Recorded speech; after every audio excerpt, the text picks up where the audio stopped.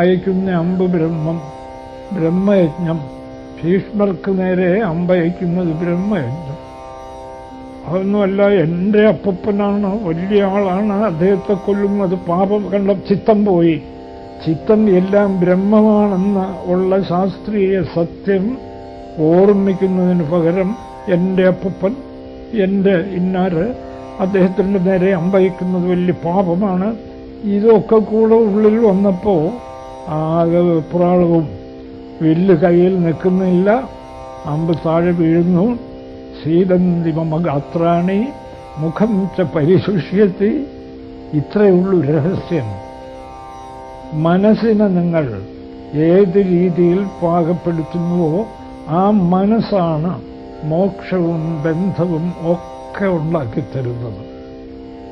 ഇവിടെ പലതു കണ്ടിട്ട് അതിനോടൊക്കെ മനസ്സുകൊണ്ട് സംഘബദ്ധമായി കർമ്മങ്ങൾ ചെയ്യുകയാണെങ്കിൽ എവിടിരുന്നാലും ബന്ധവും ദുഃഖവും. നേരെ മറിച്ചെല്ലാം ഉള്ളിൽ ബ്രഹ്മമയമായി കണ്ടുകൊണ്ട് ആർക്കു വേണ്ടി ചെയ്യുന്ന എന്ത് കർമ്മവും ബ്രഹ്മപൂജയാണെന്ന് ഉറപ്പുണ്ടെങ്കിൽ എവിടിരുന്നാലും മോക്ഷം. ഇത് ഉറപ്പുവരുന്ന നിമിഷം മോക്ഷം. ഇതാണ് രഹസ്യം. എന്തായാലും വാൽമീകിക്ക് അത് ബോധ്യമായി. അദ്ദേഹം തിരിച്ച് മഹർഷിമാരുടെ അടുക്കൽ വന്നു. ഞാനും ഇത് കേട്ടു.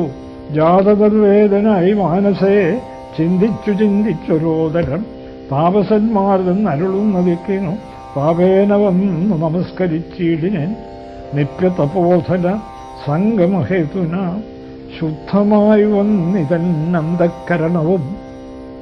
കണ്ടോ, ആ ജ്ഞാനനിഷ്ഠരായ മുനിമാരുടെ സംഘം.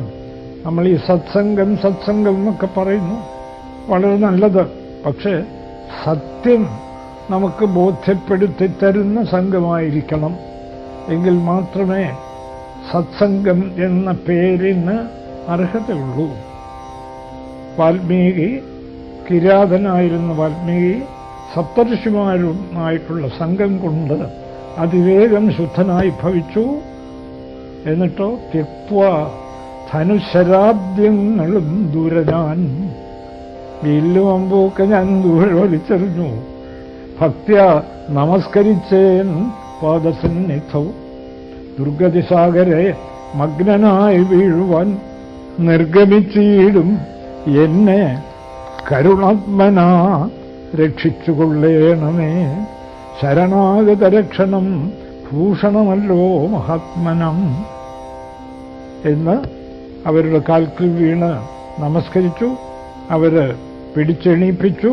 എന്നിട്ട് ഇത്തമുക്വ രാമനാമമന്ത്രദ്വയം വ്യത്യസ്ത വർണ്ണരൂപേണ ചൊല്ലിത്തന്നാർ. ശരി, ഇവിടെ ഇരുന്ന് രാമനാമം ജപിക്കൂ. അതെങ്ങനെ?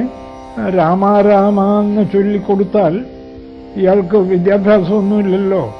വളരെ നാൾ കഴിയുമ്പോൾ രാമാരാമ മരാമരാന്നായി പോകും. അതുകൊണ്ട് മരാമര എന്ന് ആദ്യം ചൊല്ലിക്കൊടുത്തു വ്യത്യസ്ത രൂപേണ. അപ്പോൾ കുറെ കഴിയുമ്പോൾ രാമാരാമ എന്നാവും. എന്തായാലും അത് കേട്ടു. ഏകാഗ്രമായി രാമനാമം ജപിച്ചോ ഇല്ലയോ എന്നുള്ളതല്ല. അപ്പൊ കണ്ടോ സാർ, രാമനാമം ജപിച്ചത് കൊണ്ട് മാത്രം വാൽമീകി ബ്രഹ്മർഷിയായില്ലേ? പിന്നെന്ത് നമുക്കായിക്കൂടാ? ഒരു വിരോധമില്ല. വാൽമീകി ജപിച്ചതുപോലെ ജപിക്കണം, അത്രേ ഉള്ളൂ. അവർ പോയി കുറെ കഴിഞ്ഞിട്ട് അവര് തിരിച്ചു വന്നു. തിരിച്ചു വന്നപ്പോ എന്താ കണ്ടത്? ഒരു പുറ്റിനകത്തൊരു പുറ്റ്. ആ പുറ്റിനകത്തു നിന്ന് രാമമന്ത്രം കേൾക്കുന്നു. അതാണ് അവർ കണ്ടത്. വളരെ കാലം കഴിഞ്ഞ് ഇത് അതുപോലെ ജപിക്കാൻ പറ്റുമോ? പുറ്റുണ്ടായത് അറിഞ്ഞില്ല, രാമനാമത്തിൽ മുഴുകി. രാമമയം, താനും ചെതൽപുറ്റും ഒക്കെ രാമമയം. താപസേന്ദ്രന്മാരും അന്നെഴുന്നള്ളിനാർ ഗോപതിമാരുദയം ചെയ്തതുപോലെ നിഷ്ക്രമിച്ചിടന്നു ചൊന്നത് കേട്ടു ഞാൻ നിർഗമിച്ചീടിനേനാശു നാഭൂതരാം. ആ ശബ്ദം കേട്ടിട്ട് അവർക്ക് മനസ്സിലായി. അവരെ ഇറങ്ങി വരൂ എന്ന് വിളിച്ചു പറഞ്ഞു. വൽമീകം പിളർന്ന്, വൽമീകം എന്ന് വെച്ചാൽ ചെതൽ പുറ്റ് എന്നാണ്. ചെതൽ പുറ്റ് പിളർന്ന് വൽമീകം ലായാണ്. വാൽമീകി തായൊന്നും അല്ല, ല വൽമീകം പിളർന്ന് ഇറങ്ങി വന്നു. വൽമീകമധ്യതോ നിന്ന് ജനിക്കയാൽ അമുനീന്ദ്രന്മാർ അഭിധാനവും ചെയ്താർ. വാൽമീകിയം മുനിശ്രേഷ്ഠൻ ഭവാൻ. വാൽമീകത്തിൽ നിന്നും വന്നവൻ വാൽമീകി എന്ന അർത്ഥത്തിൽ വാൽമീകി എന്ന പേരും നൽകി. എന്നരുൾ ചെയ്തെഴുന്നള്ളി മുനികളും അന്നു തുടങ്ങി ഞാൻ ഇങ്ങനെ വന്നതും. ഇത്രയുമായാൽ പിന്നെ ബ്രഹ്മനിഷ്ഠയ്ക്കൊരു താമസവുമില്ല. മനസ്സ് പല പല ചിന്തകളില്ല, പോയി പലതില്ല, രാമൻ മാത്രം. അതുതന്നെയാണ് ബ്രഹ്മനിഷ്ഠ. ആരെ ഭജിച്ചാലും എന്ത് നാമോച്ചരിച്ചാലും മറ്റൊന്നില്ലാത്തവണ്ണം ഒന്നിൽ മനസ്സ് അലിഞ്ഞു ചേരാൻ കരുത്തുള്ളതാകുമോ അതുതന്നെയാണ് ബ്രഹ്മനിഷ്ഠ. അതിലത്തെ ആനന്ദവും ശാന്തിയും അവിടെ അനുഭവപ്പെടും. രാമനാമത്തിൻ പ്രഭാവം നിമിത്തമായി രാമ ഞാനിങ്ങനെയായി ചമഞ്ഞീടിനേൻ. ഇന്നും സീതാസുമിത്രന്മാരോടും നിന്നമുതാ കാൺമതിന് അവകാശവും വന്നിട്ടെനിക്ക്. ഇവിടെ നിന്നെ കാൺമാൻ എന്ന് വെച്ചാൽ ഞാനിന്ന് എല്ലാം രാമമയമായി കാണുന്നു. വാൽമീകിക്ക് അത് സാധ്യമായി എന്നുള്ളതിന് തെളിവാണ് നമ്മൾ ഇന്നലെ വായിച്ച ആ സ്ഥിതപ്രജ്ഞ ലക്ഷണം.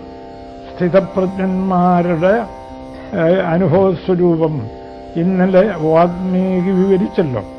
രാമന് താമസിക്കാനുള്ള സ്ഥലം കാട്ടിക്കൊടുക്കാനായി വാൽമീകി ഇന്ന് നല്ല സ്ഥിതപ്രജ്ഞനാണ്. അതുകൊണ്ട് അദ്ദേഹത്തിന് രാമലക്ഷ്മണന്മാരിൽ മാത്രമല്ല ആരിലും ബ്രഹ്മത്തെ കാണാൻ ഒരു പ്രയാസമില്ല. നമുക്കൊക്കെ നേടേണ്ടത് അതാണ്. നമുക്കത് ഇന്ന് സാധിക്കുന്നില്ല. അതുകൊണ്ടാണ് നമ്മുടെ ഋഷിമാർ വാസ്തവത്തിൽ നമ്മളൊക്കെ ബ്രഹ്മത്തിൻ്റെ തൽക്കാലം വേണമെങ്കിൽ അവതാരങ്ങളാണ്. തൽക്കാലം എന്ന് വെച്ചാൽ ബ്രഹ്മനിഷ്ഠ ഉറപ്പില്ലല്ലോ. ഉറപ്പായാൽ പിന്നെ അവതാരത്തിൻ്റെ ആവശ്യമില്ല. ബ്രഹ്മം തന്നെ, സർവം ബ്രഹ്മമയം. ബ്രഹ്മനിഷ്ഠ നല്ല ഉറപ്പ് വരുന്ന ആൾക്ക് അവതരിക്കേണ്ട കാര്യമില്ല. ബ്രഹ്മമല്ലാതെ മറ്റൊന്നും അവിടെ ഇല്ല.